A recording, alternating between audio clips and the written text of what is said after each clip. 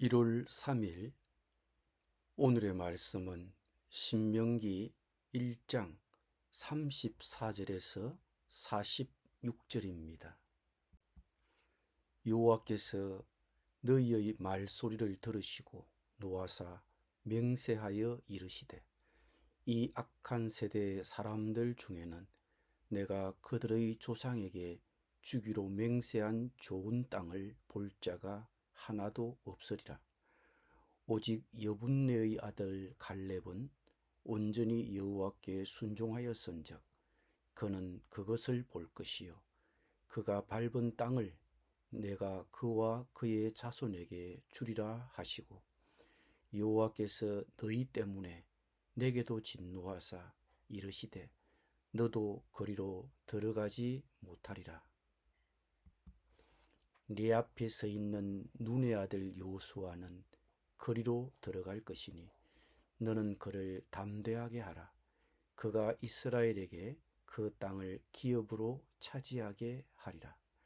또 너희가 사로잡히리라 하던 너희의 아이들과 당시에 선악을 분별하지 못하던 너희의 자녀들도 그리로 들어갈 것이라.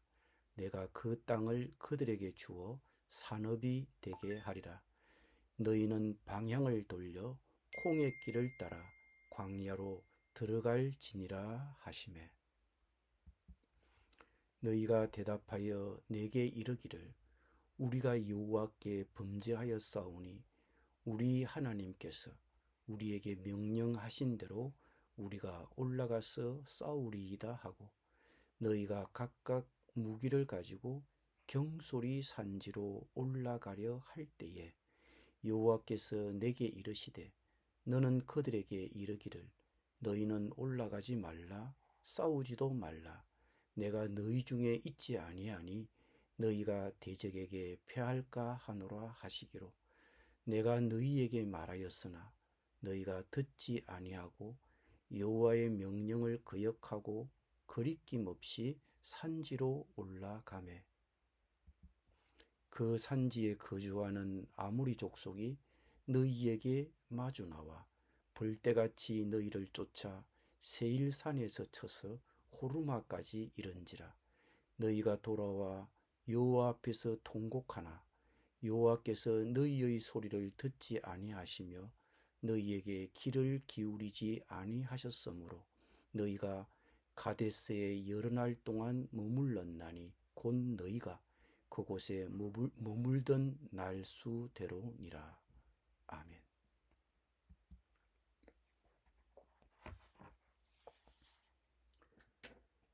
정탐꾼의 보고를 들은 이스라엘 백성들은 그 보고를 듣고 낙심했습니다.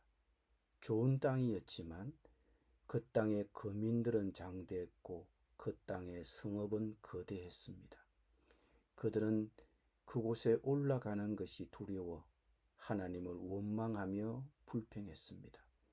하지만 정탐꾼 여호수아와 갈렙은 달랐습니다. 그들도 정탐꾼들이 지적했던 그 문제를 보았습니다.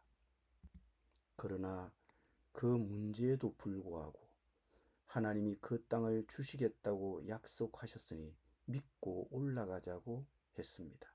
그들은 하나님의 약속에 초점을 맞추었습니다. 하나님은 광야 세대 중에서 오직 여호수아와 갈렙만이 그 땅을 볼 것이고 그들이 밟은 땅을 그와 그의 자손에게 주리라고 하셨습니다. 그러나 이 악한 세대 사람들 중에는 하나님이 그들의 조상에게 주기로 맹세한 좋은 땅을 볼 자가 하나도 없으리라고 하셨습니다. 그리고 모세 또한 보지도 들어가지도 못하게 되었습니다.